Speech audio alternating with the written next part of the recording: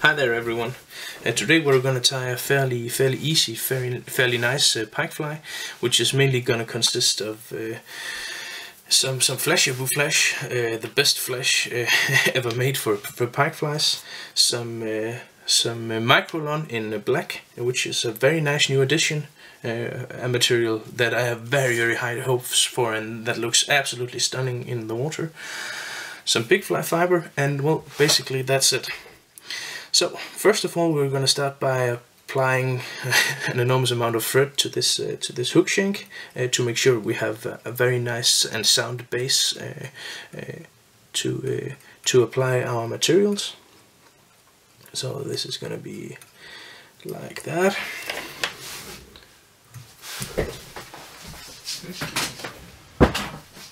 So, back to it. So I'm going to make sure that all my materials stay right here, and that is why I'm going to make this fairly large base of tying thread.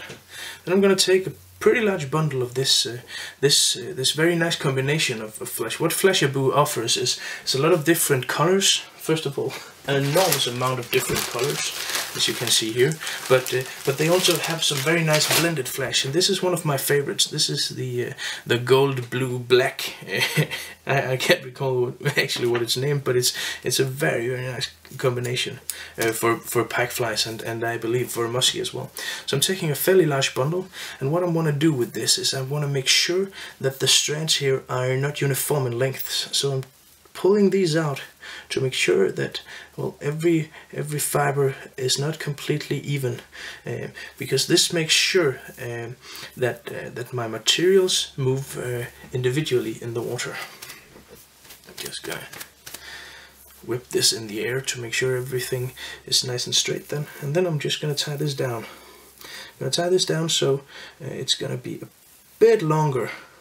The part that sticks out behind is going to be a bit longer than the part that sticks out in front. Holding everything together here. Well, as together as it can be. Making a few turns before I fasten it down. Before I pull it tight, like so. Then I'm going to apply some pressure. So this is going to be the tail of the fly. And when you're tying pike or muskie flies, the first thing about pike and muskie flies is, not that you don't talk about them, please talk about them, but the first thing about pike and muskie flies is don't cut anything off, because that's just a waste, and these flies needs to be big, it needs to be bulky, it needs to be seen. So that is why I won't cut the rest of this off. I'll just turn it over like this. Actually, I have this pretty cool tool here made from a pen that does the trick very nicely. Like so. Because this will just add bulk and volume to my fly. In addition, I will now have tied down my material double, which will mean that the materials here will stay where I put them. So, there you have it. There you have the tail. What I'm going to do now is I'm going to take the thread and then move further up the hook shank. A lot further up the hook shank, actually.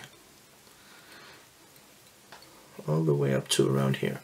And to make sure that everything stays where I want it to be, I'm just going to apply a bit of, you could use super glue as well, but I'm just going to use this UV curing glue because that's very fast and nice to work with. Like that. I'm not going to be very careful with that. It's just to make sure that my thread and my fly is as durable and as tough as it possibly can for when the teeth of these big predatory fish enters and takes hold.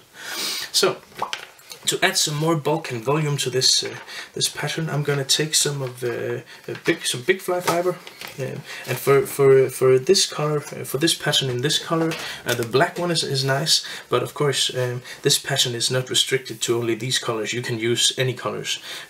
Some of my all-time favorites is red and gold is also very good. Red and copper.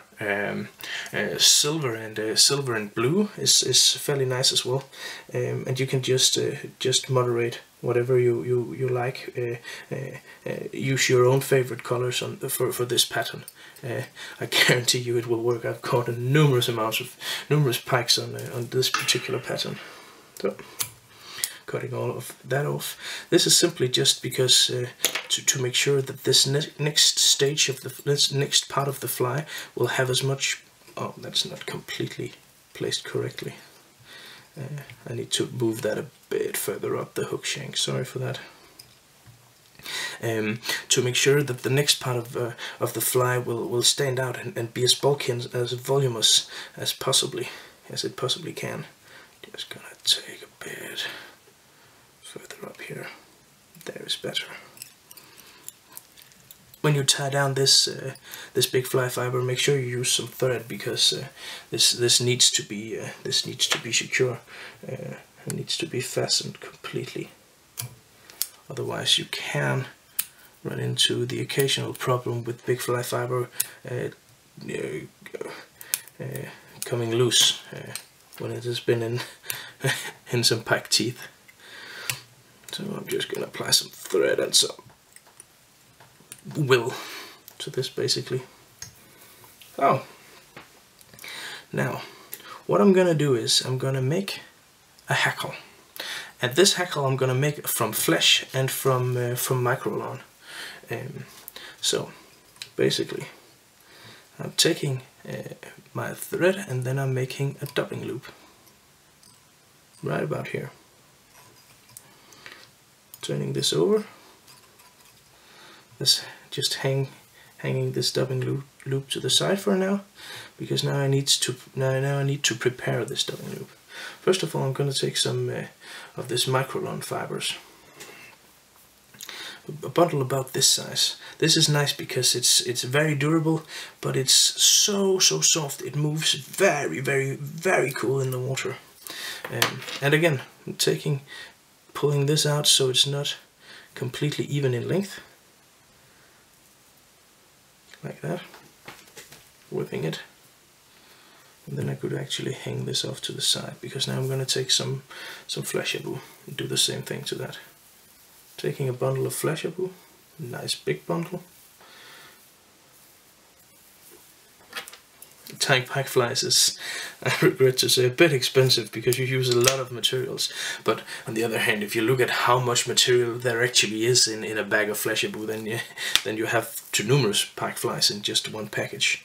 And as you can see, I'm not one to go lightly on the amounts here. I like my flies to be bulky and big, as I do with my pikes.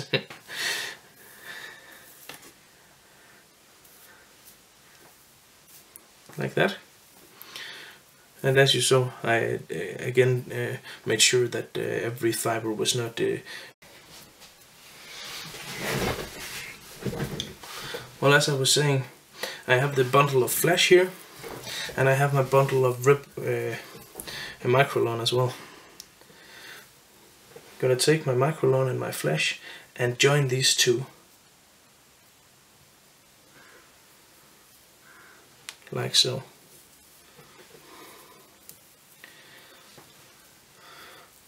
So now you see, now I have both microlon and flesh, and I'm going to try to mix that up a bit just by turning it in my hand. So you get something like this, a mixture of the flesh and the microlon. Then I'm going to take my dubbing loop right here, and I'm going to apply all this into that. Yeah, this is going to be nice. Like that. Trying to make sure that these are not completely even in length. So I'm spreading out all this material in the dubbing loop, so it's gonna cover some thread in the dubbing loop. It's gonna be quite big, quite spectacular. I've now distributed along maybe 5 or 6 centimeters, something like that. Spinning my loop, my dubbing twister.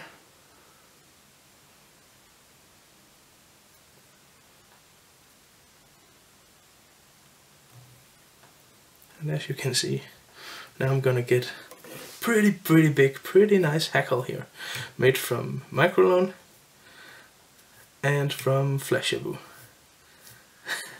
You gotta love that. I know I do. Just gonna turn it a bit more here to make sure that every single strand of material is completely caught inside the dubbing loop. And then very nice and very slowly and very softly with your scissors, you can just pull out the individual strands. So they're not completely bundled up, as you can see. They are here close to the dubbing loop. So I'm just gonna untangle everything, every little thread here, as much as I can here. So I get a nice hackle. That is not just one big mess of entangled fibers. This is a very nice way to... I think I'm saying very a lot. If I am, please comment on that in the comments box, because, well, as you know, English is not my native language, so if I tend to use the same words, I'm sorry for that, but, well, life sucks. So that's basically it. But I like these flash hackles, and you could do these hackles with all different types of materials. But they're good because they add a lot of bulk, and also they add a lot of different lengths to your materials. So your material will move and pulsate very vibrant and very much at even the slightest of movement. So this will vibrate, it will pulsate, it will be erratic, it will hover in the water and just basically look like $1 million in the water, and will be completely irresistible to the pikes. They will just grab this sucker.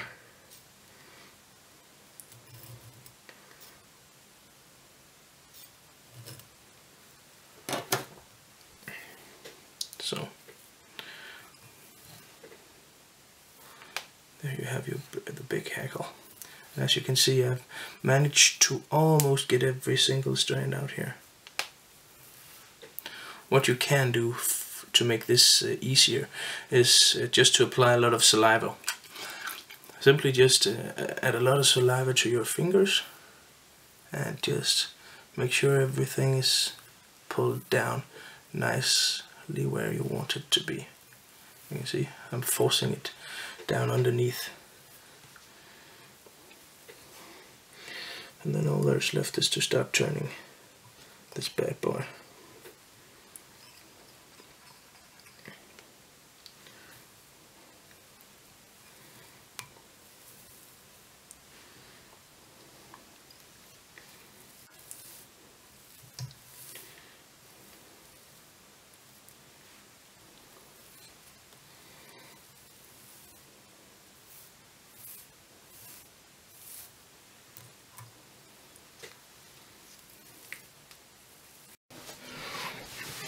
So I turned everything around, I tied it down. I'm gonna cut off the dubbing loop. Like so. Just making sure that every fiber is where I want them to be.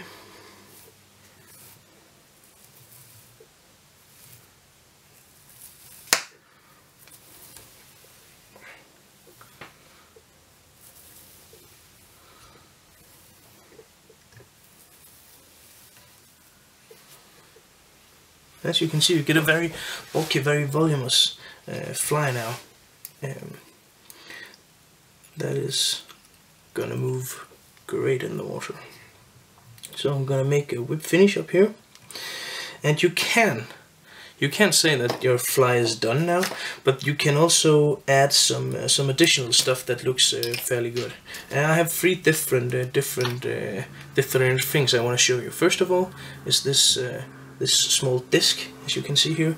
This again provides the fly with additional ability to move water. So this is fairly cool. This is a Pro Sonic disc, something made by Pro Sportsfisher. A very nice addition to most pike flies, this small disc that moves a lot of water. You could also add a Pro soft head, something like this, to give your fly a more realistic view. As you can see, I've cheated a bit and added the eye already. So a nice way to avoid messing around with glue is to add this these heads. This is made from plastic, so it's fairly light as well.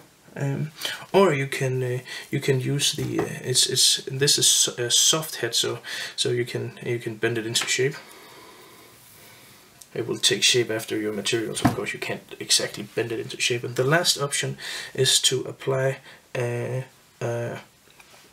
fish skull from Flymen.